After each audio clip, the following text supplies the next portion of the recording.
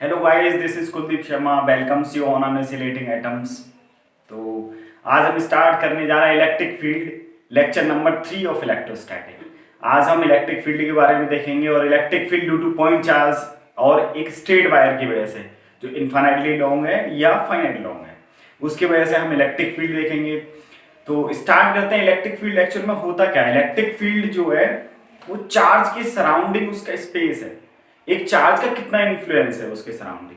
तो देखिए डेफिनेशन हम कैसे लिखेंगे। Definition is the space around an electric charge in which its influence can be experienced is known as electric field. इसका मतलब क्या है कि कोई भी चार्ज है उसका अपना इन्फ्लुएंस होगा, उसका अपना वर्किंग का क्राइटेरिया होगा। अगर मैं ऐसे कह दूं, एक सपोज की इलेक्ट्रिक फील्ड को अगर समझाना है तो मैं एक एग्जांपल ले लेता हूं। एक एमआर है और एक सपोज एक एम्प्लॉय और एक बॉस है। तो एम्प्लॉय का जो क्राइटेरिया है वो जस्ट अपने काम तक ही है। बॉस का क्या है, उसके जैसे जितने लोग होंगे, उनके जैसे जितने एम्प्लॉयज हैं, उन सबका उसका इन्फ्लुएंस है। जो उसके कोलीग्स है, कोई एक बंदा है, उसके जितना इन्फ्लुएंस है उसका अपने काम तक है। और बॉस का क्या होगा, उसके जितने कोलीग्स हैं उन सबके साथ में उसका इन्फ्लुएंस होगा। तो दैट इज द इन्फ्लुएंस। तो इन्फ्लुएंस इलेक्ट्रिक फील्ड क्या है? The space around an electric charge in which its influence can be experienced is known as electric field. तो इलेक्ट्रिक फील्ड एक्चुअल में होता क्या है? और अगर मैं सिंपली वर्ड में कहूं तो electric field is the force per unit test charge. अगर कोई भी टेस्ट चार्ज है उस पर हमको देखना है इलेक्ट्रिक फील्ड, तो हम क्या करेंगे, उसको फोर्स देख लेंगे, दोनों के बीच कितना लग रहा है उस पर टेस्ट चार्ज से निकाल लेंगे। तो इलेक्ट्रिक फील्ड क्या होगा एक्चुअल में? अगर इसका मैग्नीट्यूड देखूं तो मैं इलेक्ट्रिक फील्ड क्या होगा? Electric field is force per unit test charge. Q naught क्या है मेरा? Test charge. तो Q naught is test charge. हम इस टेस्ट चार्ज को देख सकते हैं। टेस्ट चार्ज को कैसे? अब देखो, सपोज कोई भी ये हमारा चार्ज रखा है, ये क्या है? हमारा चार्ज है क्यू। इसके वजह से मुझको इलेक्ट्रिक फील्ड देखना है। तो मुझे इलेक्ट्रिक फील्ड इस पॉइंट पी पे देखना है। इस चार्ज की वजह से इस पी पॉइंट पे हमको इलेक्ट्रिक फील्ड देखना है। तो इस पी पॉइंट पे अगर मुझे इलेक्ट्रिक फील्ड देखना होगा तो मैं क्या करूंगा? मुझे क्या करना होगा? एक पॉजिटिव टेस्ट चार्ज कंसीडर करना होगा। टेस्ट चार्ज जो है दैट इज ऑलवेज पॉजिटिव, और मैं यहां एक पॉजिटिव टेस्ट चार्ज कंसीडर करूंगा, that is Q not. Clear? अब इन दोनों के बीच में फोर्स देख लूंगा। अब एक्चुअली ये पॉजिटिव है, ये भी पॉजिटिव, तो इसका फोर्स कैसा होगा? रिपल्सिव। और वो किधर की तरफ होगा? इधर की तरफ। तो ये positive test charge Q naught. अब अगर मैं फोर्स देखूं इन दोनों के बीच, तो फोर्स कितना होगा? Force is 1/4 pi epsilon not Q1 मतलब Q and Q2 is Q not upon distance मान लेता हूं, सपोज ये R है, तो that is R square and R cap. ये हमारा फोर्स हो गया। अगर मुझे इलेक्ट्रिक फील्ड निकालना है, अगर मुझे क्या करना है भी, इलेक्ट्रिक फील्ड फाइंड करना है, किसकी वजह से? इस चार्ज की वजह से, इस पॉइंट P पे। तो मेरा टेस्ट चार्ज यहां क्या है? Test charge is Q not. तो मैं क्या करूंगा? Force per unit test charge, force per unit test charge. तो इलेक्ट्रिक फील्ड कितना हो जाएगा? Electric field is F upon Q नॉट। F क्या है? 1/4 pi epsilon not Q not upon R square R cap, और मेरा 1/Q नॉट, ये वाला। Clear? Q not and Q not will cancel out. Electric field becomes 1/4 pi epsilon not Q upon R square R cap. ये क्या हो गया भाई? Electric field. Electric field at that point due to this charge. Clear? Electric field at point P due to charge Q। Clear? तो हमने देखा electric field का direction क्या है। देखो डायरेक्शन हमको क्या मिला? R कैप, जबकि फोर्स का डायरेक्शन क्या है? R cap. तो इलेक्ट्रिक फील्ड और फोर्स का डायरेक्शन क्या होगा? एक ही होगा। इलेक्ट्रिक फील्ड का डायरेक्शन वही है जो फोर्स का डायरेक्शन है। Is it clear? अगर फोर्स इस डायरेक्शन में है तो इलेक्ट्रिक फील्ड भी इस डायरेक्शन में होगा। क्लियर? तो फोर्स और इलेक्ट्रिक फील्ड का डायरेक्शन क्या है? एक ही है। तो इलेक्ट्रिक फील्ड का एक तो vector quantity, electric field is vector quantity, और एंड इट्स डायरेक्शन इज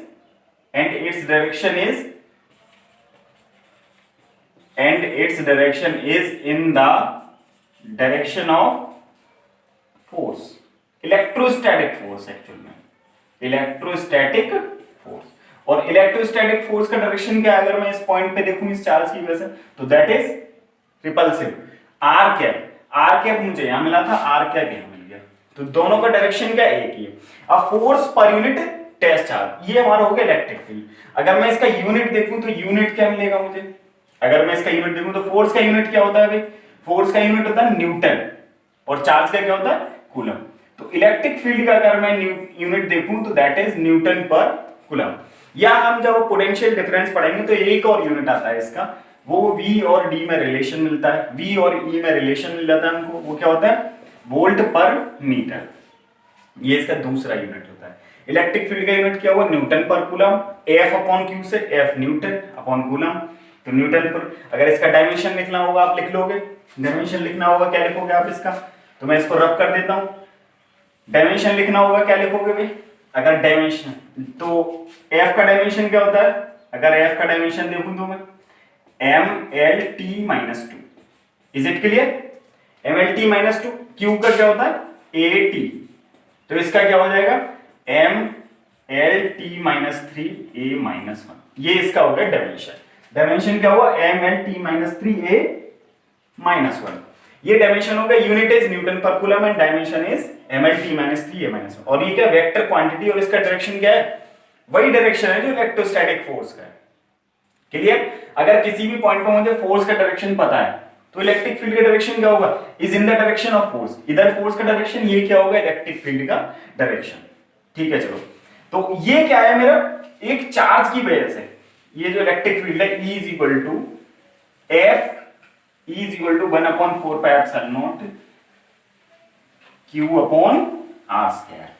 तो ये क्या था मेरा, ये था हमारा पॉइंट चार्ज कोई Q, इसकी वजह से पॉइंट P पे इलेक्ट्रिक फील्ड मुझे क्या मिला, वो ये मिला E is equal to 1/4πε0 Q upon R square. ये क्या हो गया हमारा पॉइंट चार्ज, जो हमारा चार्ज था, पॉइंट चार्ज की वजह से इलेक्ट्रिक फील्ड मुझे कितना मिला किसी पॉइंट पे, E is equal to 1/4πε0 Q upon R square. तो देखते हैं अब इलेक्ट्रिक फील्ड एक्चुअल में होता क्या है, इलेक्ट्रिक फील्ड एक्चुअल में क्या होता है। अगर मैं इसको देखूं तो इसका जो पॉजिटिव, अगर मैं पॉजिटिव चार्ज लूं, जैसे ये अभी मैंने पॉजिटिव चार्ज कंसीडर किया हुआ है, तो इससे देखो अब है रेडियली आउटवर्ड है, electric field is radially outward. अगर मैं ये चार्ज सपोज, ये जो चार्ज कंसीडर है वो मैंने -Q ले ली, अब मुझे इसकी वजह से पॉइंट सेम पॉइंट P पे क्या निकालना है भाई, इलेक्ट्रिक फील्ड फाइंड करना है। तो मैं कैसा कंसीडर करूंगा charge Q0, that is always positive, test charge is always positive charge. तो मैंने पॉजिटिव टेस्ट चार्ज को कंसीडर किया। अब इसकी वजह से इस पॉइंट पे इस चार्ज की वजह से, इन दोनों की वजह से इलेक्ट्रोस्टैटिक फोर्स किधर होगा, इलेक्ट्रोस्टैटिक फोर्स अट्रैक्टिव फोर्स होगा, और वो इलेक्ट्रोस्टैटिक फोर्स क्या हो जाएगा इधर की तरफ। क्लियर, अब as I told you the direction of electric field is always in the direction of electrostatic force, so the direction of electric field at that point becomes in the direction of force, and the direction of force is radially inward, you can say। तो electric field direction क्या होगा भाई इधर की तरफ। तो देखो अगर पॉजिटिव टेस्ट चार्ज है, अगर पॉजिटिव चार्ज है, पॉजिटिव चार्ज है तो उसकी वजह से इलेक्ट्रिक फील्ड क्या है radially outward. If charge is positive then the direction of electric field is radially outward, if the charge is negative then direction of electric field is radially inward। तो we can say that the direction of electric field, तो मैं इसको लिख देता हूं the direction of electric field due to positive charge is radially, कैसा था भाई radially outward, due to positive charge is radially outward and due to negative charge कैसा है भाई, due to negative charge कैसा है radially inward, due to negative charge is radially inward। सो पता लगा भाई, देखो अगर पॉजिटिव टेस्ट चार्ज दिया होगा देन इलेक्ट्रिक फील्ड डायरेक्शन क्या होगा radially outward. If the charge is negative then the direction of electric field becomes radially inward. Clear? The direction of electric field due to positive charge is radially outward, and the direction due to negative charge is radially inward। And the electric field due to a point charge कितना मिला था हमें, E is equal to 1/4πε0 Q upon R square into R cube। Clear? ये हमको क्या मिला था, electric field due to a point charge Q। अगर Q पॉजिटिव है तो radially outward electric field direction, if Q is negative then the direction of electric field is radially inward. अभी मैंने करके दिखा था। अब हम देख लेते हैं इसका अगर मैग्नीट्यूड लिखना हो तो हम कैसे लिखेंगे। मैग्नीट्यूड लिखना हो तो हम 1/4πε0 Q/r²। क्लियर। मैं इसको और तरीके से लिख सकता हूं, E = 1/4πε0 Q/r²। r कैप को हम कैसे लिखेंगे, यूनिट वेक्टर को कैसे लिखते हैं, वेक्टर A/mod(a). तो मैं r वेक्टर अपॉन r, तो इसको मैं कैसे लिखता हूं 1/4πε0 Q/r³ वेक्टर r। तो ये इलेक्ट्रिक फील्ड को वेक्टर फॉर्म में ऐसे लिख सकते हो आप। क्लियर। अब आप चाहो तो क्या ये किसके लिए आप r² r कैप यूज कर सकते हो या आप r³ वेक्टर r यूज कर सकते हो। मैग्नीट्यूड इसका ये रहेगा 1/4πε0 Q/r²। So the magnetic electric field due to point charge हमें कितना मिला 1/4πε0 Q/r², उसका मैग्नीट्यूड। तो देखते हैं हम इलेक्ट्रिक फील्ड का क्या रहता है अभी। अगर मैं देखूं इलेक्ट्रिक फील्ड, देखो अब आप क्या करोगे, इलेक्ट्रिक फील्ड लाइंस फाइंड करोगे। इलेक्ट्रिक फील्ड लाइंस एक्चुअल में क्या होते हैं। So what is electric field lines. Electric field lines, तो इलेक्ट्रिक फील्ड लाइंस क्या होते हैं।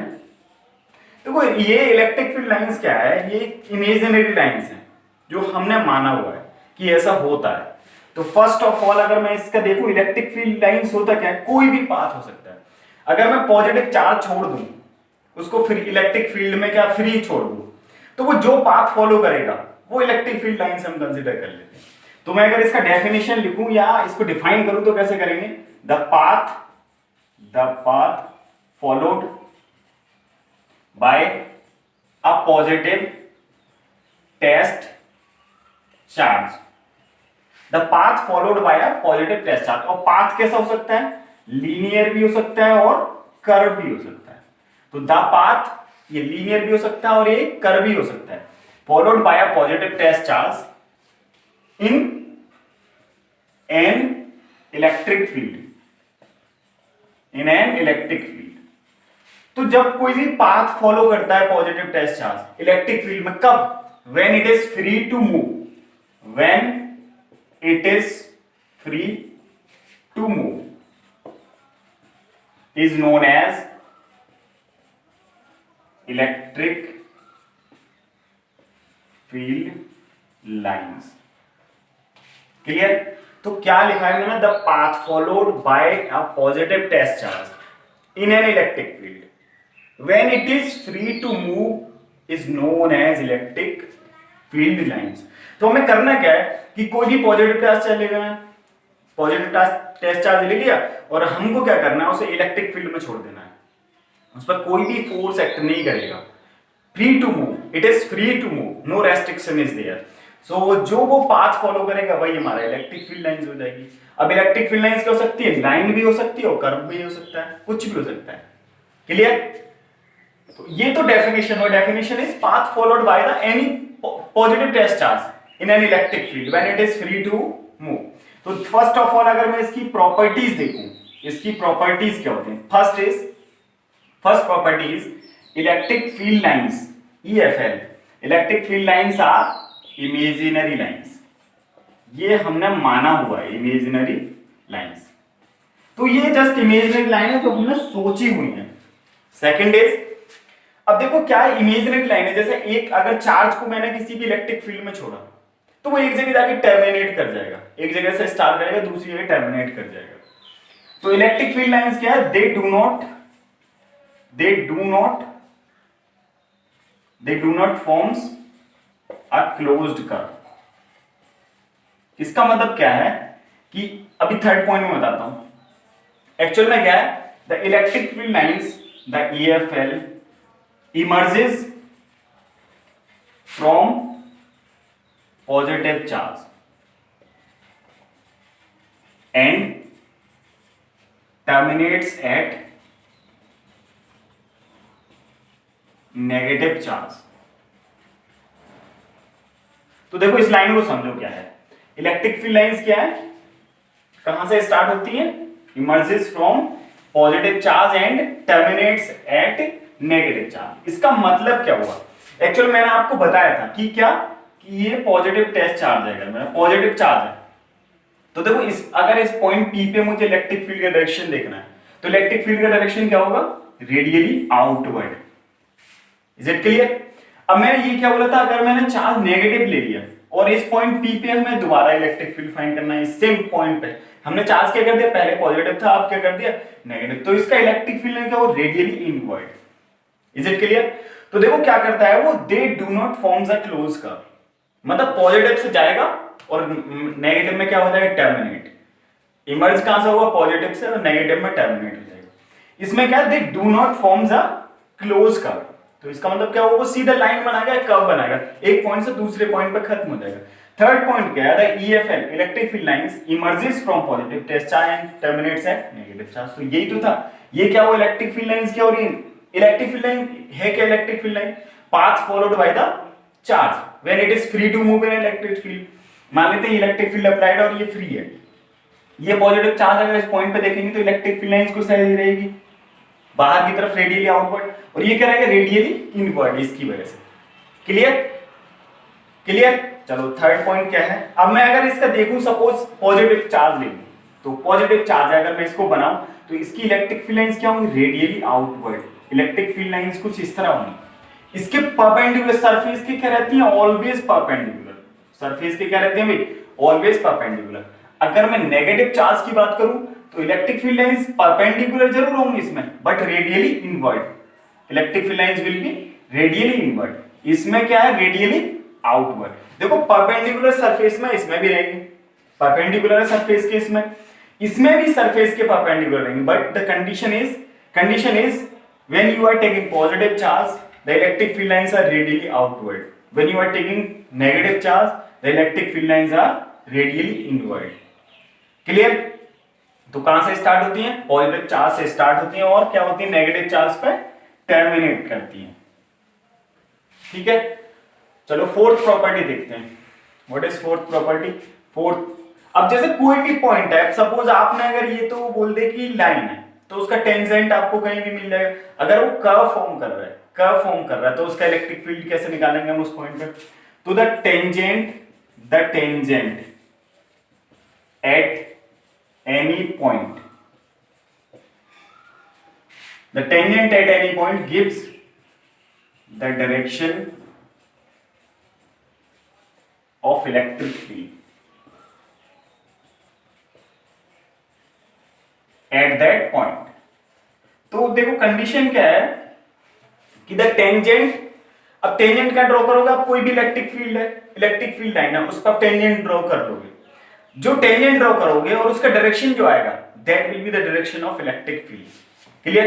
तो अगर आपने टेंजेंट ड्रॉ किया इलेक्ट्रिक फील्ड लाइंस पे और आपको जिस डायरेक्शन में मिला वो ही क्या होगा, इलेक्ट्रिक फील्ड का डायरेक्शन होगा, और वो उस पॉइंट पे होगा। सपोज ये हमारा इलेक्ट्रिक फील्ड लाइन है, ये इस तरह कुछ electric field, it may be, मैंने as I told you earlier, it may be linear और कर्वीलिनियर। Is it clear? तो ये कर्व है, सपोज इस पॉइंट पी पे मुझे क्या फाइंड करना है, इलेक्ट्रिक फील्ड फाइंड करना है। तो how could I find the electric field? I have to draw a tangent. I have to draw a tangent. तो टेंजेंट कैसे ड्रॉ करेंगे हम, ये हमारा क्या मिल गया, टेंजेंट, ये इलेक्ट्रिक फील्ड मिल गया हमें किस पॉइंट पे, पी पॉइंट पे। This is the direction of electric field. अगर मैं इस क्यू पॉइंट की बात करूं तो इस पे कैसे मिलेगा मुझे इलेक्ट्रिक फील्ड, इस पे इलेक्ट्रिक फील्ड कुछ ऐसे मिल गया, ई क्यू। तो whenever you are going to draw a tangent at that point, you will get the direction of electric field. So the direction of electric field at that point is EP and that point is EQ. Sorry. So EQ पे क्या है, कुछ अलग direction है, EP पे क्या है, कुछ अलग direction of that electric field. So this point clear? Clear? Next point देखते हैं हम। नेक्स्ट पॉइंट क्या है, इसकी property main, they do not cross to each other. They do not cross to each other. या आपको मिल जाएगा या intersect. They don't intersect to each other. Why they don't intersect? If they do so, then at that point, the direction of electric field becomes 2. इसका मतलब क्या है कि जैसे कोई भी दो इलेक्ट्रिक फील्ड लाइंस है, कोई भी दो इलेक्ट्रिक फील्ड लाइंस है, सपोज मैंने एक ये लाइन कंसीडर की 1 number and another is this, ये क्या हमारी इलेक्ट्रिक फील्ड नंबर 2।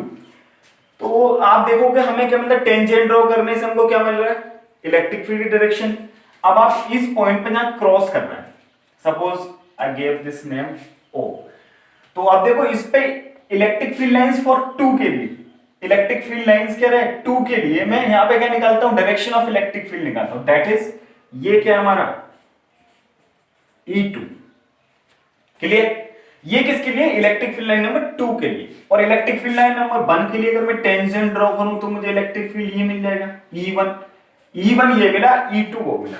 अब आप देखो एक ही पॉइंट पे O वाला पॉइंट अगर मैं ड्रॉ करूं तो O वाला पॉइंट E2 कुछ इस तरह है और E1 क्या है कुछ इस तरह, विच इज नॉट पॉसिबल। मैंने क्या बोला था कि इलेक्ट्रिक फील्ड लाइन होता क्या है, इलेक्ट्रिक फील्ड लाइन क्या है, electric field line is the path followed bye a positive test charge when it is free to move in an electric field। Clear? तो ये क्या है, एक ही बंदा एक पॉइंट पे दो जगह कैसे जा सकता है, हाउ, ये नहीं हो सकता ना। देखो अगर वो यहां आएगा, अगर इस पाथ पे गया तो उस पे नहीं जा पाएगा, E1 की तरफ नहीं जाएगा, इफ E1 फॉलो किया उसने तो E2 नहीं जा पाएगा। So this is wrong. क्या कर सकता है वो, केवल एक टाइम में एक ही पाथ पे जा सकता है। So the electric field lines at a single point is unique, you can say. अगर मैं इसकी बात करूं तो इलेक्ट्रिक फील्ड लाइन सपोज ये नहीं किया, उसने ये फॉलो किया, तो इलेक्ट्रिक फील्ड लाइंस क्या केवल E1 है, E2 नहीं मिलेगा आपको। So they do not intersect each other, because if they do so the direction of electric field lines becomes 2। उसी इलेक्ट्रिक फील्ड लाइंस पे क्या हो जाएंगे 2, which is not possible, which is not possible। Clear? तो क्या कर सकते हैं, वो क्रॉस नहीं कर सकते। अब देखो नेक्स्ट क्या है, नेक्स्ट इज अगर मैं देखूं तो ये क्या है, वो क्रॉस नहीं करेंगे और क्लोज लूप नहीं बनाएंगे, और क्या करेंगे भाई, टेंजेंट आपको क्या देगा, the direction of electric field. अब देखते हैं इनसाइड कंडक्टर क्या होता है, 6 में भी side inside conductor the electric field lines is 0। यह कह सकते हो the inside conductor electric field lines do not present ही नहीं होता। That's why the electric field is also 0, that's why electric field is also 0। ऐसा क्यों होता है, जैसे सपोज ये कंडक्टर है, दिस इज द कंडक्टर, अब इसमें मैंने Q चार्ज रखा, मान लो 10 कूलम चार्ज रखा, suppose 10 coulomb charge is there, but ये कंडक्टर है तो इसकी प्रॉपर्टी क्या होती है कि सारा का सारा चार्ज क्या होगा, इसके सरफेस पर रिसाइड हो जाएगा, जो भी ये कंडक्टर है इसके सरफेस पर रिसाइड हो जाएगा। तो ये जो चार्ज अगर मैंने पॉजिटिव है, ये जैसे ही रखूंगा मैं क्या होगा, इसकी सरफेस पर आ जाएगा, ये सरफेस पे सारा चार्ज क्या होगा, आ जाएगा। जैसे ही मैंने इसको रखा सारा चार्ज कहां गया, सरफेस पे आ गया। अब अंदर कोई चार्ज बचा है, नहीं बचा है, तो मूव कौन करेगा, जब चार्ज ही नहीं है तो मूव कौन करेगा, जब मूव नहीं करेगा तो इलेक्ट्रिक फील्ड लाइन 0 होगा। जब electric field line 0, that's why electric field is also 0। Clear? तो इलेक्ट्रिक फील्ड लाइंस इसमें क्या होती है, 0 होती है। अगर सपोज ये इलेक्ट्रिक फील्ड लाइंस आ रही है तो ये क्या करेगी, ये कुछ ऐसे निकल जाएगी, और ये वाली इलेक्ट्रिक फील्ड लाइंस कुछ ऐसे। क्लियर? क्योंकि इसमें इलेक्ट्रिक फील्ड लाइंस क्या होगा भाई, 0। तो इसमें क्या है, इलेक्ट्रिक फील्ड भी 0 होता है, इलेक्ट्रिक फील्ड लाइंस भी 0 होता है इनसाइड कंडक्टर। ठीक। अब 7th पॉइंट इज, अब देखो डेंसिटी, या हम बताते हैं क्या, डेंसिटी क्या बताएगी, इलेक्ट्रिक फील्ड लाइंस की डेंसिटी क्या बताएगा। So the density of electric field lines, the density of electric field lines gives us the intensity of electric field। इसका मतलब क्या है भाई, the density of electric field lines give the intensity of electric field। अब बताते हैं, देखो जैसे ये है हमारा, ये हमारा A डिस्टेंस पे, ये A डिस्टेंस पे। अब हमने क्या किया, इसको थोड़ा थोड़ा पास कर दिया, ये क्या कर दिया, A/2 डिस्टेंस, ये this is also A/2 and this is also A/2, this is also A/2, equi distance. तो देखो अगर सपोज ये हमारा टोटल D है, D, और ये भी क्या है, D है। क्लियर? ये D है, ये D है, तो इसमें क्या मिलेगा आपको, देखो ये अगर मैं इसको लिख देता हूं, सपोज ठीक, ये डी ए डी। तो देखो ये डी में कितने लाइंस है, इस डी वाली स्पेस में कितने लाइंस है, 1 2 एंड 3। ठीक, इसमें कितने, 1 2 3 4 और एक 5 लाइंस है। तो देखो डी में 3 लाइंस है, यहाँ कितने, 5 लाइंस है। तो ये इंटेंसिटी है, ये क्या है, number of electric field lines is greater, यहाँ पे ज्यादा है यहाँ पे कम, यहाँ कितने 5 है और यहाँ कितने 3 है। तो number of electric field lines is greater here than this, because here are 5 and here are 3। तो इलेक्ट्रिक फील्ड लाइंस में जितना ज्यादा डेंसिटी होगा उतना ज्यादा इलेक्ट्रिक फील्ड मिलेगा, जितना रेयर होगा उतना इलेक्ट्रिक फील्ड का वैल्यू कितनी आएगी, कम मिलेगी आपको। Clear? So the density of electric field gives us the intensity of electric field. Clear? तो नेक्स्ट देखते हैं क्या भाई, हमारा यूनिफॉर्म और नॉन यूनिफॉर्म इलेक्ट्रिक फील्ड क्या होता है। तो if the electric field lines are equally separated, if the electric field lines are equally separated, जैसे ये ए डिस्टेंस है, ये ए डिस्टेंस है, ठीक, मैं एक फिगर ये है हमारा, दूसरा ये है, ये भी कितना है भाई, ये a/2 है और ये क्या है हमारा a सपोज। ठीक, ये क्या है, ये कुछ इस तरह है, यहां पे कुछ स्पेस मान लेते हैं बहुत ज्यादा है, 2a, ये 2a सपोज इस तरह, और दैट इज a/4। तो देखो ये क्या इक्यू डिस्टेंस पे, this is equidistance, this is equidistance. ये क्या है हमारा इलेक्ट्रिक फील्ड लाइंस, क्या है यूनिफॉर्म, ये क्या यूनिफॉर्म इलेक्ट्रिक फील्ड है। फर्स्ट ऑफ ऑल इक्यू डिस्टेंस है और बराबर बराबर लाइन है, यूनिफॉर्म, एंड दूसरा क्या मैग्नीट्यूड भी इसका क्या है, हर जगह बराबर है, मैग्नीट्यूड भी इक्वल है, ये ए स्पेस है, ये क्या ए स्पेस है। यूनिफॉर्म क्यों है, क्योंकि स्ट्रेट लाइंस हैं, straight lines are there. Clear? अब देखो इसमें क्या सेकंड वाले डायग्राम में आप देखोगे इसमें यूनिफॉर्म तो है, यूनिफॉर्म है क्योंकि इस सारे एक ही लाइंस में, तो मैं इसको यूनिफॉर्म लिख देता हूं नंबर 1। एंड क्या इसका मैग्नीट्यूड सेम है, क्या इसका मैग्नीट्यूड सेम है, नहीं, मैग्नीट्यूड क्या है, यहां पे कुछ ज्यादा डेंस है, यहां पे कम डेंस है, तो मैग्नीट्यूड क्या है, डिफरेंट है, मैग्नीट्यूड इज डिफरेंट। क्लियर? इसमें क्या है, ये वाला डायग्राम देखो आप, इसमें स्पेस का a/4, यहाँ 2a, यहाँ 2a, यहाँ 2a, यहाँ 2a, यहाँ कुछ अलग अलग स्पेस है। यहाँ पे number of electric field lines अगर मैं ड्रॉ करूं 1 मीटर स्क्वायर का सपोज, और यहाँ ड्रॉ करूं 1 मीटर स्क्वायर का, तो देखो यहाँ पे 2 मिल रहे हैं मुझे, यहाँ 5 या 7 इलेक्ट्रिक फील्ड लाइंस मिल रही है। सो द मैग्नीट्यूड यहाँ पे क्या है भाई, अगर मैग्नीट्यूड क्या है, डिफरेंट, और क्या यूनिफॉर्म है, ये यूनिफॉर्म है क्या, यूनिफॉर्म भी नहीं है, तो ये क्या non uniform, number 1 non uniform, और इसका मैग्नीट्यूड भी क्या है, डिफरेंट है। तो इलेक्ट्रिक फील्ड लाइंस कौन बताएगा, कहां डेन, कौन यूनिफॉर्म है कौन नॉन यूनिफॉर्म है, किसका मैग्नीट्यूड सेम है किसका मैग्नीट्यूड डिफरेंट है, अगर इक्वी स्पेस और सेम डायरेक्शन में, और क्या भाई बराबर बराबर है, 1 मीटर स्क्वायर में बराबर आपको लाइंस मिल रही है। अगर मैं 1 मीटर स्क्वायर का दोनों जगह ड्रॉ करूं तो मुझे यहाँ 2 इलेक्ट्रिक फील्ड लाइंस है, यहाँ भी 2 इलेक्ट्रिक फील्ड लाइंस है, तो यूनिफॉर्म हुआ और नंबर 1 मैग्नीट्यूड सेम हुआ। अगर मैं यहाँ ड्रॉ करूं 1 मीटर स्क्वायर का और यहाँ ड्रॉ करूं तो यूनिफॉर्म तो है लेकिन मैग्नीट्यूड क्या डिफरेंट है। यहाँ पे क्या देखोगे मैंने ड्रॉ किया तो यहाँ कुछ अलग यहाँ कुछ अलग, तो ये नॉन यूनिफॉर्म है और मैग्नीट्यूड भी इसका क्या है, डिफरेंट है। Clear?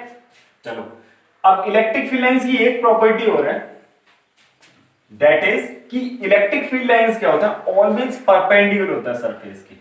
Electric field lines is always perpendicular to the surface. अगर तो 9th property is electric field lines are always perpendicular to the surface. इसका मतलब क्या हुआ, जैसे कोई ये शीट है, सपोज ये शीट मिली मुझे, तो इसमें अगर इलेक्ट्रिक फील्ड लाइंस है, इसका यूनिट एरिया ये है, ठीक है, तो इलेक्ट्रिक फील्ड लाइंस सरफेस की क्या होंगी, परपेंडिकुलर होंगी। सरफेस में क्या रहेंगे, ऑलवेज परपेंडिकुलर। क्लियर? अब देखो जैसे ये सरफेस है, ये क्या है हमारा स्फीयर टाइप का, अगर इलेक्ट्रिक फील्ड लाइंस यहां से आ रही है तो ये इसके परपेंडिकुलर होंगी, यहां से बेंड हो जाएगी थोड़ी सी, अगर यहां से आ रही है तो कुछ इस तरह बेंड हो जाएगी, अगर ये है कुछ इस तरह रहेगी, अगर इसमें से इमर्ज करना है तो कुछ ऐसे इमर्ज होगी ये। क्लियर? ये कुछ इस तरह। तो इलेक्ट्रिक फील्ड लाइंस क्या होती है, ऑलवेज परपेंडिकुलर टू सरफेस। ये किसका हो गया, अगर मैं कहूं बात करूं तो ये क्या है मेरा, कंडक्टर है, इंसुलेटर है, सेमीकंडक्टर है, तो ये कंडक्टर है क्योंकि inside conductor electric field lines क्या होते हैं, जीरो, तो यहां पर कोई भी इलेक्ट्रिक फील्ड लाइंस नहीं है। ये कुछ इस तरह आई और कुछ इस तरह निकल गई। तो इसमें क्या सरफेस की ऑलवेज परपेंडिकुलर भी रहती है, और क्या इसका क्या है भाई, ये कंडक्टर है। क्लियर? तो इलेक्ट्रिक फील्ड लाइंस हमको मिल गई, इलेक्ट्रिक फील्ड लाइंस की प्रॉपर्टीज हमने देख ली। अब मैंने आपको पॉइंट चार्ट से भी बता दिया। इलेक्ट्रिक फील्ड पैटर्न देखेंगे पहले।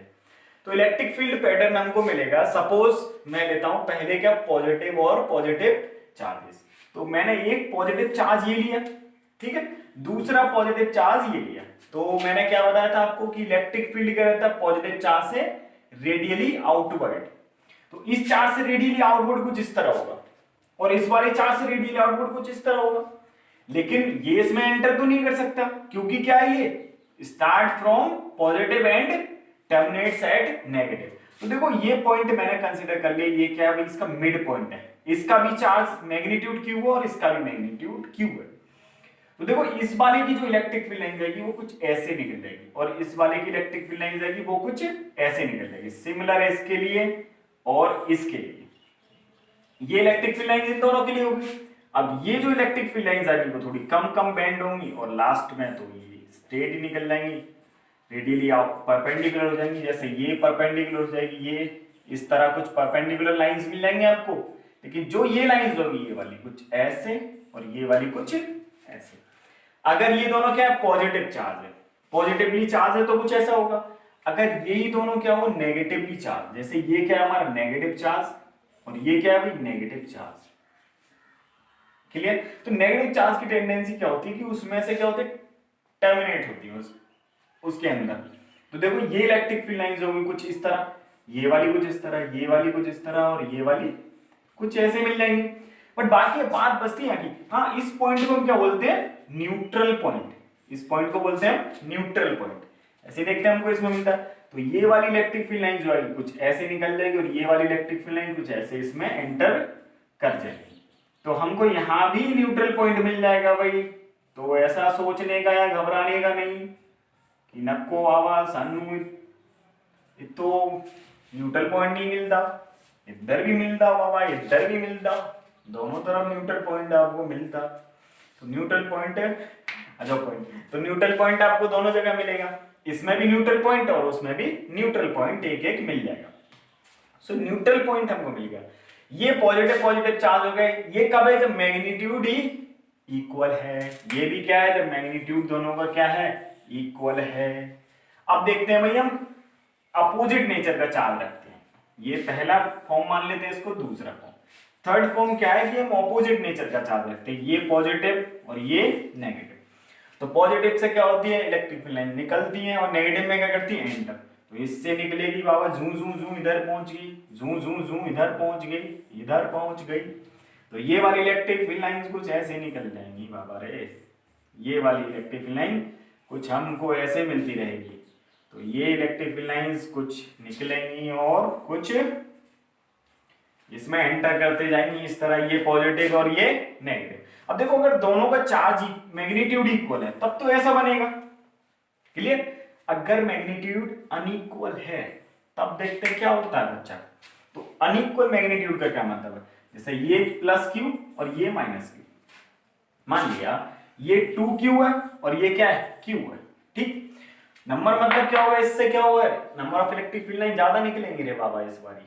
तो ये कुछ ऐसा होगा, ये कुछ ऐसा जाएगा, ये कुछ क्या रहेगा, घना रहेगा इधर से रे बाबा, कुछ ऐसा रहेगा, और ये कुछ ऐसे भी निकल जाएंगे लाइंस। तो मैं 2q को रब कर देता रे, ये कुछ ऐसे निकल जाएंगे लाइंस, है ना। ठीक, इसमें इलेक्ट्रिक फील्ड लाइंस कुछ कम एंटर करेंगी इस टाइम। तो ये क्या होगा इसका, अभी इस टाइम क्या है, इक्वल मैग्नीट्यूड। अब ये क्या, अनइक्वल मैग्नीट्यूड, और जिसमें number of electric field line ज्यादा होंगी उसका मैग्नीट्यूड भी ज्यादा होगा। तो इसका मैग्नीट्यूड ज्यादा होगा क्योंकि यहाँ क्या है, number of electric field line ज्यादा है, यहाँ इलेक्ट्रिक फील्ड लाइंस क्या है, कम है। अब हम देखते हैं अगर एक प्लेट हो जो पॉजिटिवली चार्ज हो, उसके पास हम अगर रख दें एक चार्ज, जैसे ये मान लेता हूं मैं, क्या शीट है सपोज, ये प्लेट है, इस पर नेगेटिव चार्ज कंसीडर कर ले, कुछ भी कर लो, पॉजिटिव कर लो। ये मैंने पॉजिटिव चार्ज रख दिया यहाँ पे।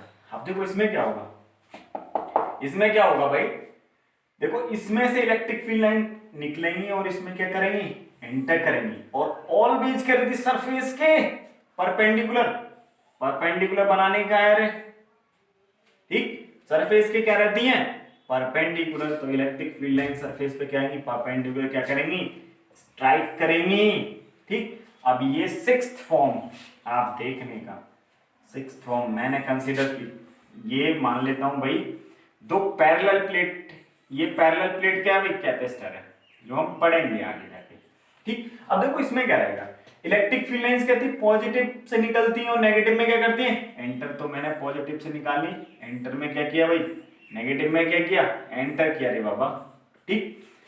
अब ये भी पॉजिटिवली चार्ज है, यहाँ भी पॉजिटिव होगा, यहाँ नेगेटिव होगा, यहाँ पॉजिटिव होगा, यहाँ नेगेटिव होगा, तो एज इफेक्ट होगा। अब देखो कह रहा है सरफेस की एट द ऑलवेज परपेंडिकुलर।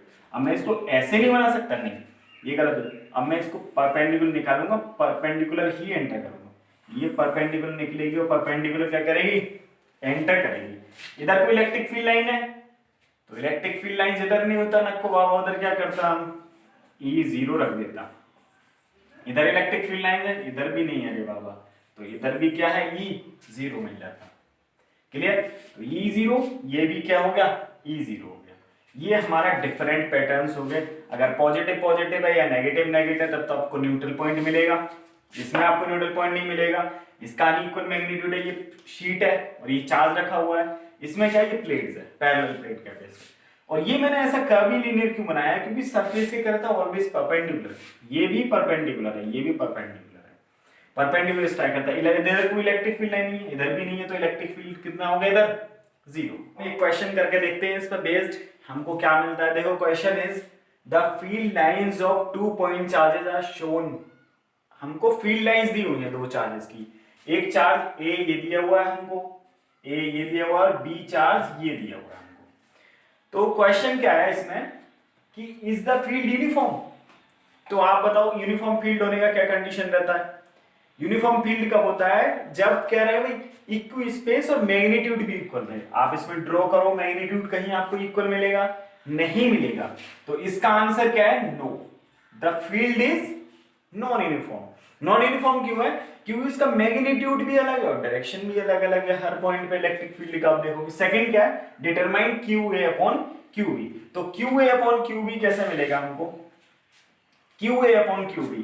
तो देखो इलेक्ट्रिक फील्ड क्या है, हमारा चार्ज क्या है, directly proportional to the electric field, number of lines of electric field. तो Q A upon Q B अगर मुझे फाइंड करना है, तो मुझे क्या मिलेगा, number of electric field lines, number of electric field lines, ठीक है, कमिंग फ्रॉम क्यू ए, ठीक, and number of electric field lines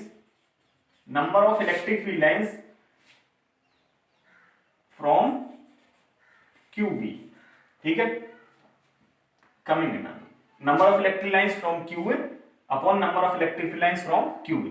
तो अब नंबर ऑफ इलेक्ट्रिक फील्ड लाइंस इसमें गिनना, क्यू ए में कितना है, देखो 1 2 3 4 5 6 7 8 9 10 11 12, क्लियर।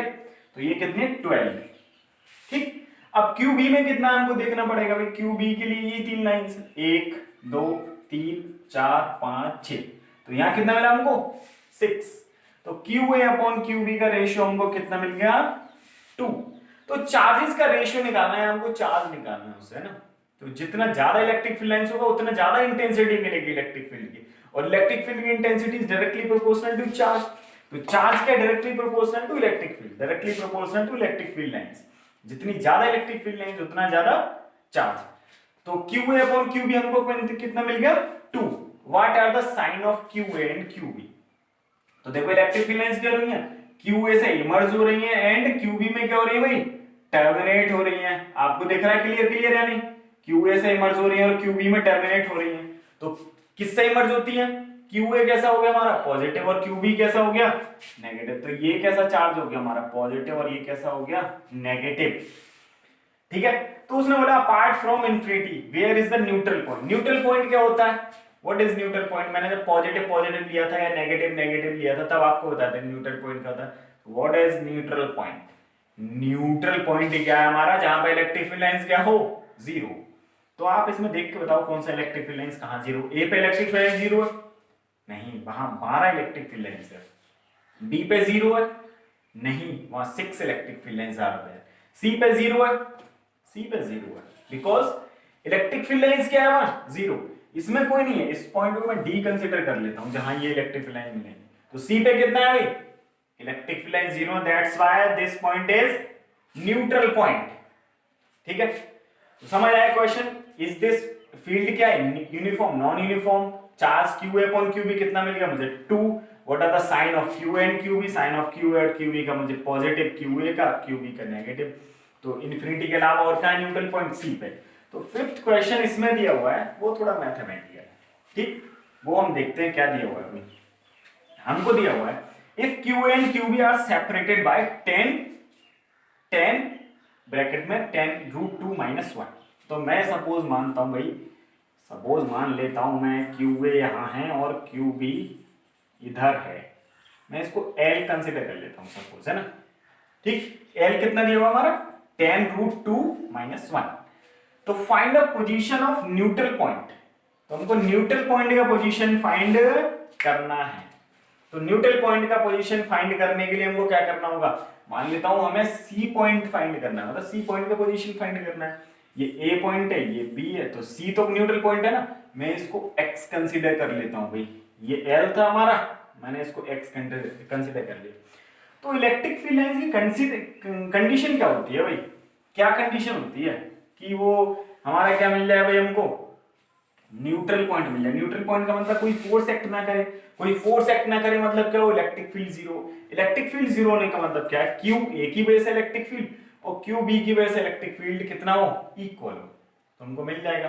तो मैं लिख सकता हूं, समझ आया भाई, इलेक्ट्रिक फील्ड एट ई ए की वजह से और इलेक्ट्रिक फील्ड एट बी ए की वजह से दोनों का क्या रहे, इक्वल रहे। इस पे मान लेता हूं इलेक्ट्रिक फील्ड एट हमारा क्यू ए कैसा हो गया, ए कैसा था पॉजिटिव, बी कैसा था नेगेटिव, तो इसकी वजह से क्या होगा इलेक्ट्रिक फील्ड ई बी इधर होगा भाई, ऐसा ही होगा ना, रेडियली इनवर्ड, और ये क्या होगा हमारा रेडियली आउटवर्ड।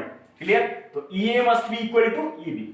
तो मैं ई और ई बी लिखता हूं, इसमें क्या लिखता हूं 1/4 pi epsilon not Q A upon Q A और क्यू बी का मैग्नीट्यूड अलग अलग है, देख लेते हैं। क्यू ए अपॉन क्या है हमारा, आर कितना हो गया इन दोनों के बीच में, एल प्लस एक्स का whole square is equal to 1/4 pi epsilon not. Clear, तो ये मैग्नीट्यूड क्यू है, इसका मैग्नीट्यूड क्या होगा क्यू अपॉन एक्स का होल स्क्वायर। भाई समझ आया नहीं आया बच्चों, तो 1/4 पाई एप्सिलॉन नॉट ये कैंसल आउट हो गया।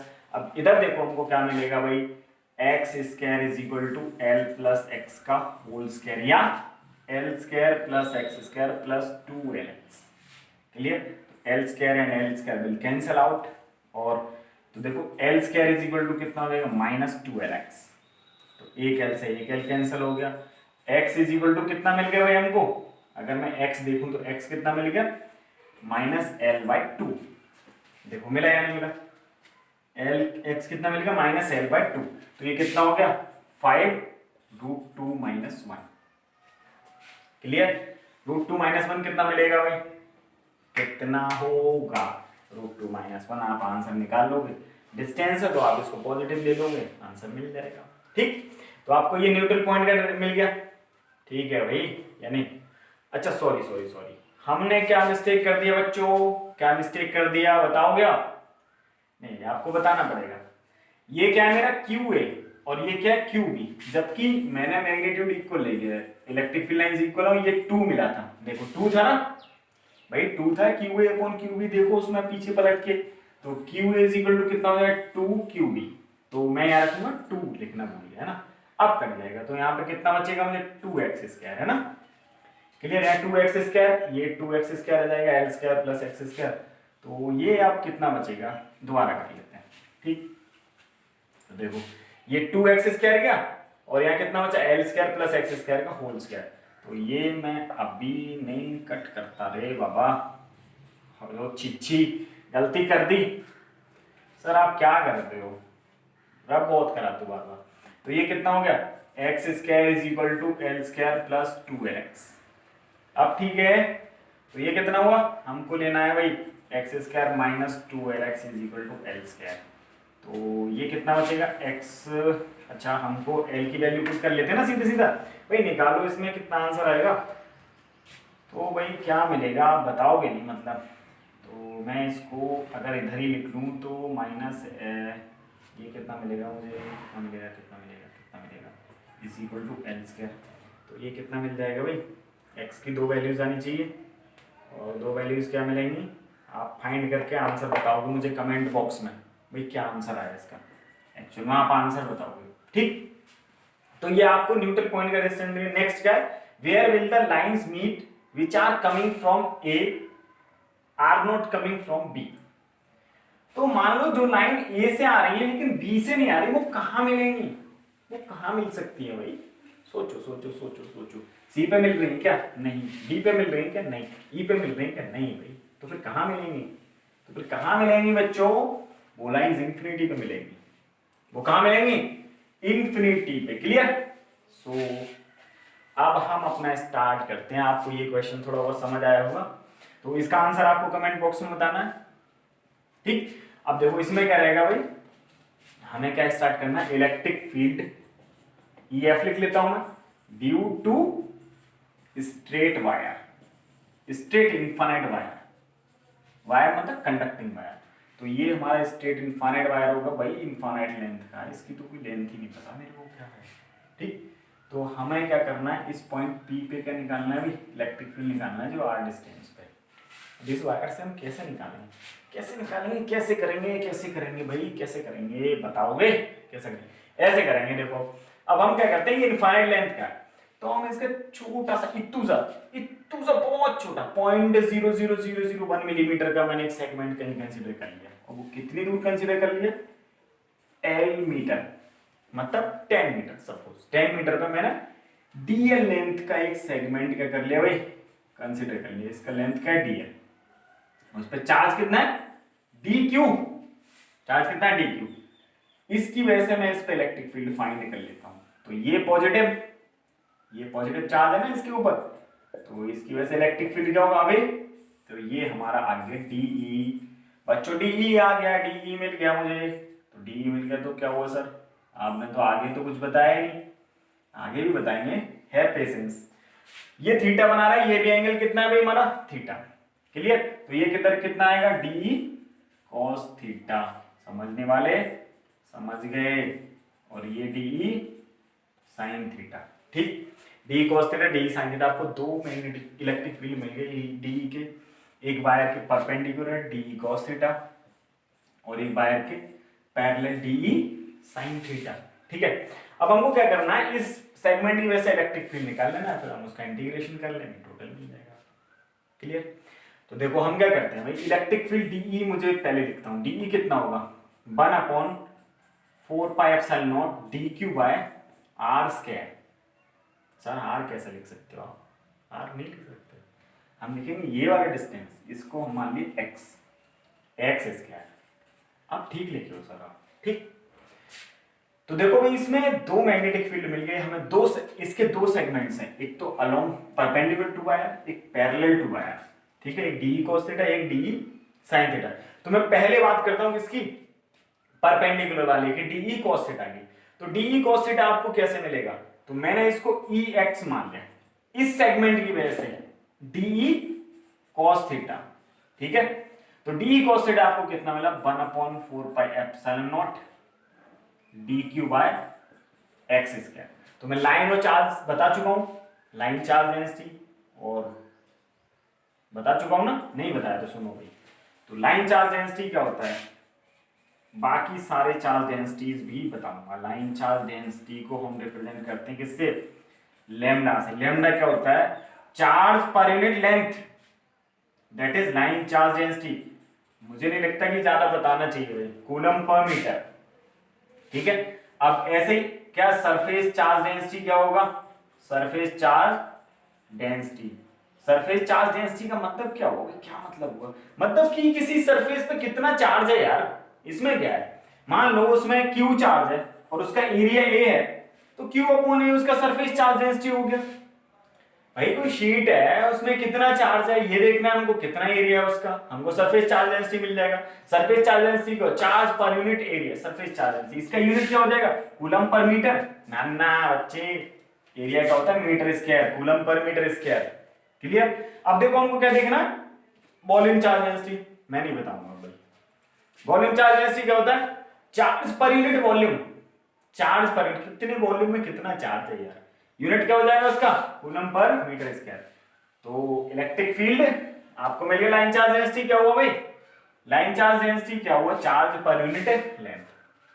तो हम देखते हैं फटाफट फटाफट क्या मिलता है हमको। तो मैं पहले इसको सॉल्व कर लूं, इफ यू डोंट माइंड, देख लेंगे बाद में cos थीटा रख के क्या मिलता है हमको। अरे बुरा तो नहीं मानोगे भाई, नहीं मानोगे तो ठीक है।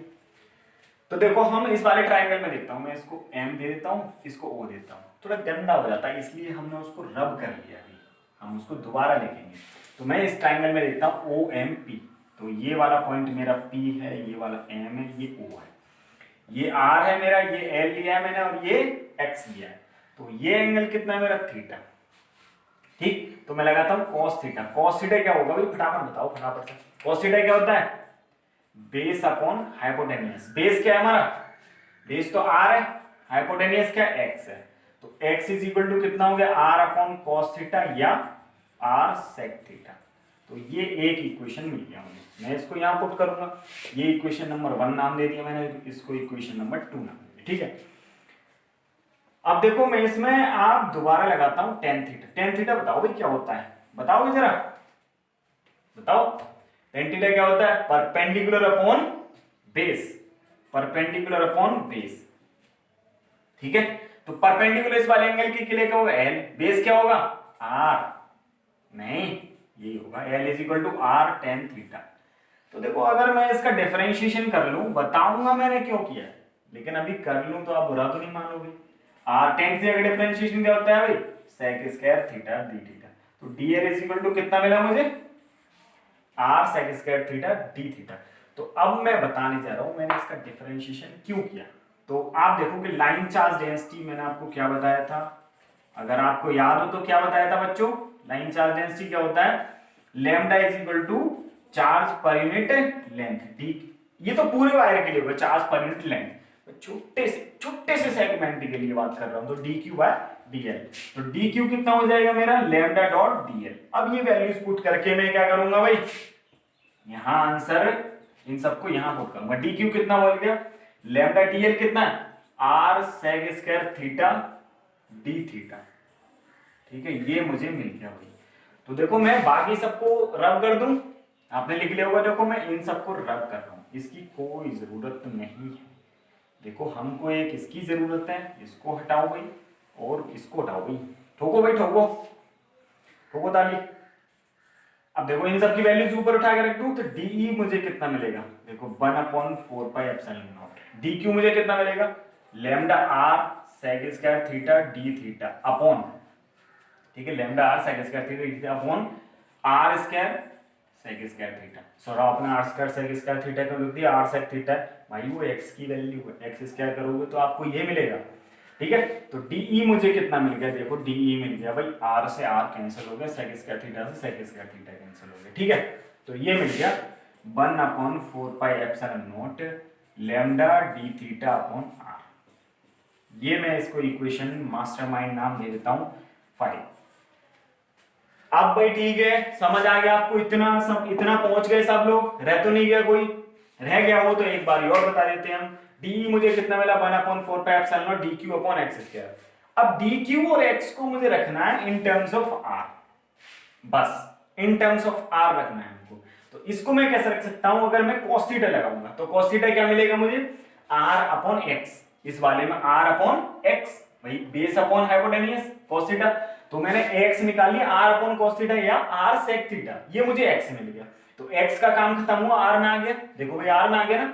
अब सेकंड थिंग मुझे क्या करना है, डी क्यू क्या होता है, lambda DL, D Q is lambda dot DL, मतलब लैम्डा डीएल, ठीक है। डीएल क्या है, अब डीएल कैसे निकालेंगे, डीएल कैसे फाइंड करेंगे, तो डीएल एल तो दिया हुआ है, डीएल कैसे फाइंड करेंगे, तो कुछ नहीं, हम लगाएंगे तो टेन थीटा क्या मिलेगा हमें, आर अपॉन क्या मिलेगा, एल अपॉन आर, सॉरी, तो एल अपॉन आर, तो एल इज इक्वल टू क्या हो जाएगा, R tan theta, L is equal to R tan theta हुआ, डीएल आपने किया, आर तो कांस्टेंट है, आर का डिफरेंशिएशन नहीं हुआ भाई, थीटा वेरी करेगा, अभी बताएंगे कैसे वेरी करेगा। टेन थीटा का होता है sec square theta D theta. D Q कितना होगा lambda DL, lambda dot DL आपने वैल्यूज पुट करके डी मिल गया। अब मैं कुछ नहीं बताऊंगा भाई, ये सब हटाने जा रहा हूं मैं। क्लियर, समझ आ गया। अब देखो इसके दो सेगमेंट्स थे, एक क्या था ई एक्स और ये क्या था ई वाई। तो मैं मान लेता हूं भाई ये पॉइंट मेरा कोई ए है, ठीक है, ये पॉइंट मेरा कोई क्या है बी है, ठीक है, ये ए और ये बी।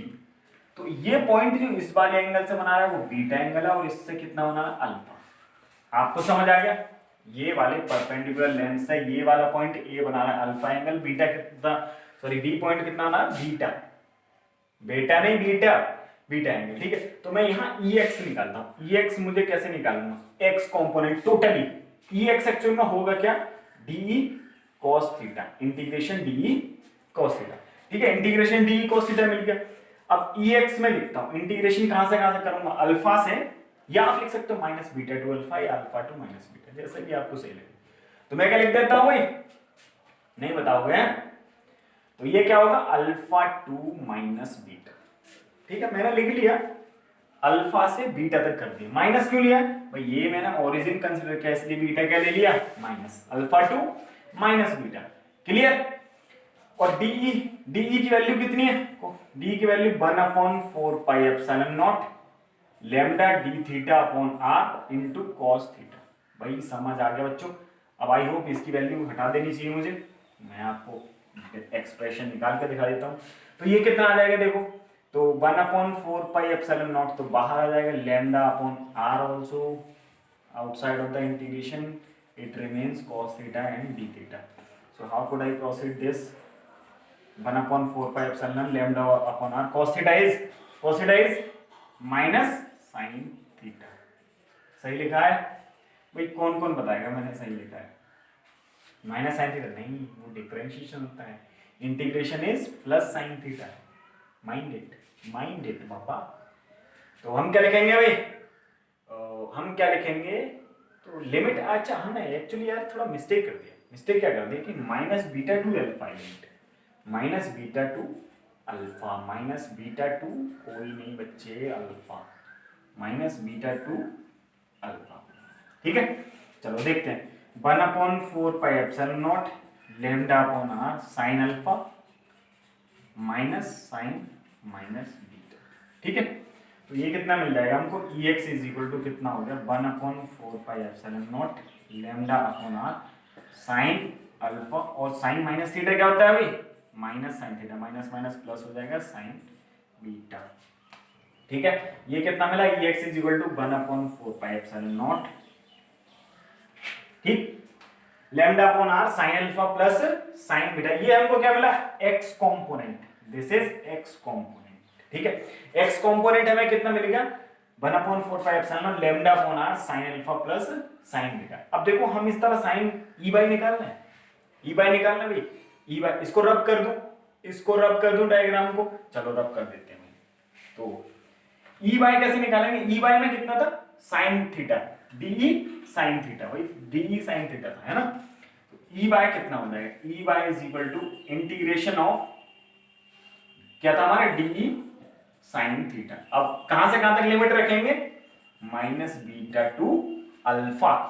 क्लियर। तो ये कितना हो जाएगा देखो भाई, मैं डायरेक्टली यहां पे लिख देता हूं, देखो ये वाली टर्म आ जाएगी 1/4 pi epsilon naught lambda by R minus beta to alpha, और ये कितना हो जाएगा साइन थीटा और डी थीटा, ठीक है। 1/4 pi epsilon naught lambda by R, integration sine theta क्या होता है माइनस कॉस थीटा, तो minus cos theta minus beta और अल्फा, तो 1/4 pi epsilon naught lambda by are, तो minus minus minus cos alpha minus cos beta, तो minus minus plus हो जाएगा प्लस कॉस बीटा, ठीक है। समझ आया कैसा है प्लस कॉस बीटा, लिखो देखो आपने माइनस कॉस अल्फा लिखा और आप माइनस तो एक आता ही है, upper limit minus lower limit minus minus वाला तो प्लस हो गया, प्लस कॉस बीटा मिल गया। ई वाई आपको कितना मिल गया 1/4 पाई एप्सिलॉन नॉट, तो ये मिल गया cos beta minus cos alpha, ये ई बाई है किसी भी पॉइंट पे।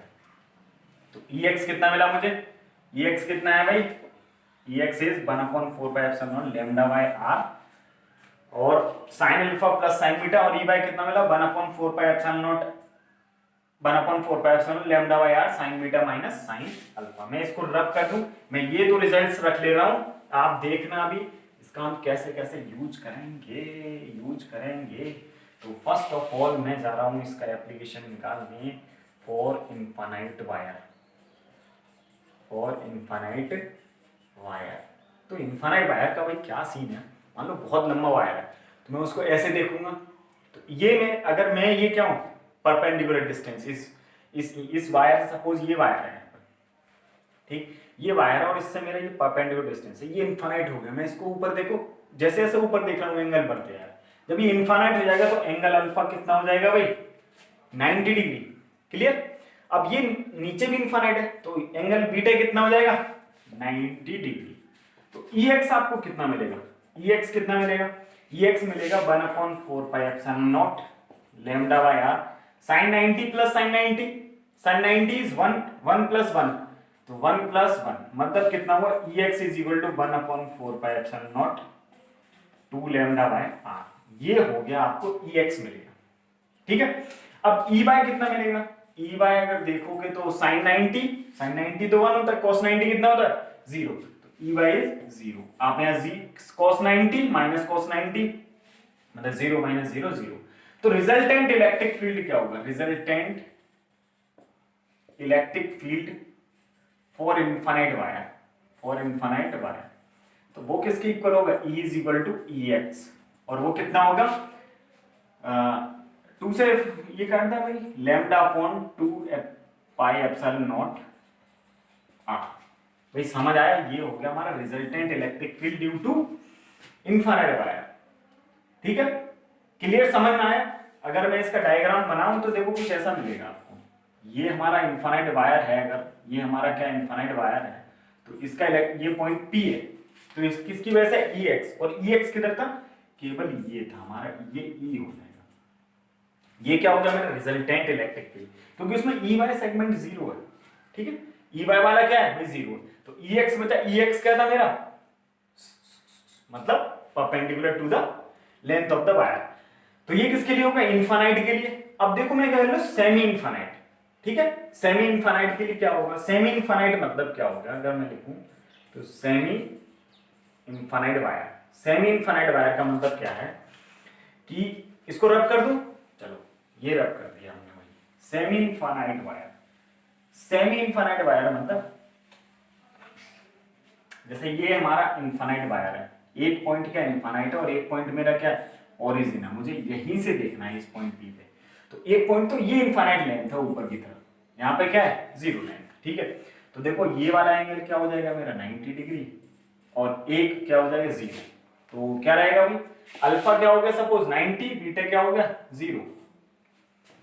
ठीक है, अल्फा क्या होगा 90, बीटा क्या होगा 0, या बीटा 90 ले लो अल्फा 0 ले लो, जैसा भी आपको सही लगे।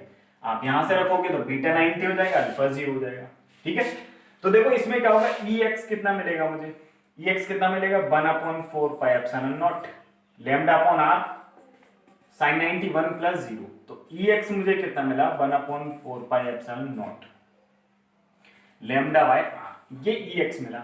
ई वाई मुझे कितना मिलेगा, तो साइन 90 तो कितना, cos 90 कितना होता है 0, cos 0 कितना होता है 1, तो एक में आप 0 रखोगे एक में 90 रखोगे, तो यहाँ 0 था एक में 90 था, तो वो भी कितना मिलेगा 1/4 pi epsilon naught lambda by are, तो बाहर था।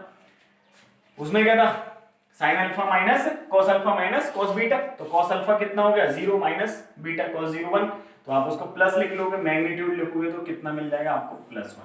ये ई एक्स और ये ई वाई। ठीक है, तो अब इसकी कोई जरूरत नहीं है भाई।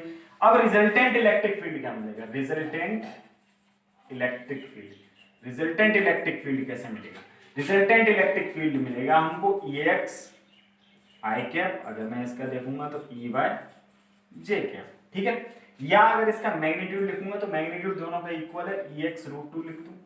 ठीक है, ये आपको मिल जाएगा, या आप लिख लोगे मैग्नीट्यूड लिखना चाहोगे तो आपको क्या मिलेगा 1/4 pi epsilon naught sorry lambda √2 by are. ये हो गया मेरा रिजल्टेंट इलेक्ट्रिक फील्ड। और इसका डायरेक्शन क्या हो जाएगा अगर मैं इसको ड्रॉ करूं तो ये हो जाएगा, देखो मेरा EX, ये EX हो गया और ये क्या हो गया EY इधर की तरफ था ना EY। रिजल्टेंट इलेक्ट्रिक फील्ड मेरा ये हो जाएगा E, और ये अगर अल्फा एंगल है, ठीक है, क्लियर। ये हमारा क्या हो गया EX और ये क्या हो गया EY। ऐसे ही था ना EY, आपने देखो EY कितना था, साइन थीटा आया था, इसमें cos थीटा आया था। तो देखो इसका ये रिजल्टेंट कितना मिल गया E। तो E अगर मैग्नीट्यूड में tan अल्फा निकालना चाहूं तो कितना मिलेगा मुझे E/EX। मैग्नीट्यूड अगर इन दोनों में निकालना चाहूं तो tan अल्फा कितना आ जाएगा 1, तो अल्फा कितना आ जाएगा भाई 45 डिग्री। तो ये कितना मिलेगा मुझे 45। तो देखो इनफाइनाइट वायर था तो उसके लिए रिजल्टेंट इलेक्ट्रिक फील्ड किधर था, एक्स डायरेक्शन में था इनफाइनाइट वायर के लिए। अगर मैं सेमी इनफाइनाइट वायर की बात कर रहा हूं तो उसका रिजल्टेंट इलेक्ट्रिक फील्ड हमको क्या मिल रहा है, उसका जो इलेक्ट्रिक फील्ड मिल रहा है वो एक्स एक्सिस में भी और वाई एक्सिस में, दोनों का मैग्नीट्यूड इक्वल है, एक्स एक्सिस और वाई एक्सिस वाले का। और जो रिजल्टेंट जो एंगल बना रहा है, रिजल्टेंट जो एक्स एक्सिस से एंगल बना रहा है वो कितना बना है 45 degree sir. It means y axis से भी कितना बनाएगा 45 डिग्री सर। क्लियर। तो that was all about electric field. और जो हमने आज किया स्ट्रेट वायर के लिए मैं इलेक्ट्रिक फील्ड और पॉइंट चार्ज के लिए और इलेक्ट्रिक फील्ड लाइंस, कल हम करेंगे इसमें स्फेरिकल शेल के लिए इलेक्ट्रिक फील्ड, जो शेल भी होगा सॉलिड स्फीयर और शेल दोनों के लिए, इनसाइड आउटसाइड और सरफेस इस पे करेंगे। Thank you for watching.